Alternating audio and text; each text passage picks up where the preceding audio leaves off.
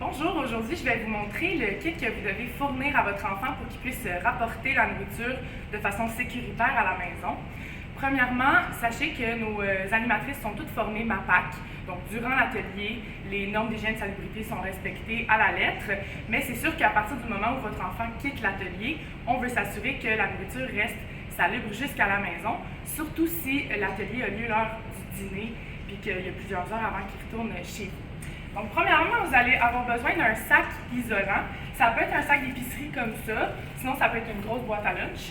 L'important, c'est que le contenant que vous allez fournir rentre à l'intérieur. Puis ensuite, on veut garder au frais les aliments. Donc, vous pouvez fournir soit deux, comme on appelle, ice pack, un peu plus réguliers, ou vous pouvez en fabriquer à la maison là, si vous n'en avez pas, avec un contenant qu'on met au congélateur. C'est juste important de ne pas trop le remplir pour pas qu'il craque. On veut en avoir deux parce que juste un, c'est pas tout à fait assez froid pendant le nombre d'heures que la nourriture va rester dans leur casier. Ça peut être aussi des plus petits formats, c'est pas vraiment grave, tant que vous avez quelque chose pour garder au frais.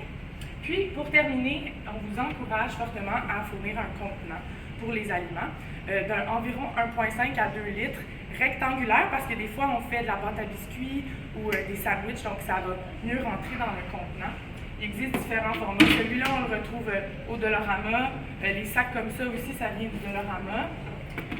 Prenez ce que vous avez déjà à la maison. Là, on n'est pas à cheval sur les détails, mais l'important, c'est qu'il soit assez grand pour qu'on puisse rentrer, par exemple, un sandwich ou 6 boules de pâte à biscuits, par exemple. C'est sûr qu'il y a certaines semaines qu'on va s'occuper de fournir le contenant parce qu'on veut un contenant spécifique, mais quand c'est possible, au niveau environnemental, on préfère que vous ayez votre propre contenant. Si jamais il y a un oubli, il n'y a pas de problème, on va fournir ce qu'il faut. C'est sûr qu'on n'a pas de glace. Donc si vous oubliez votre glace, malheureusement, l'enfant devra peut-être demander à l'école de l'entreposer jusqu'à la fin de la journée.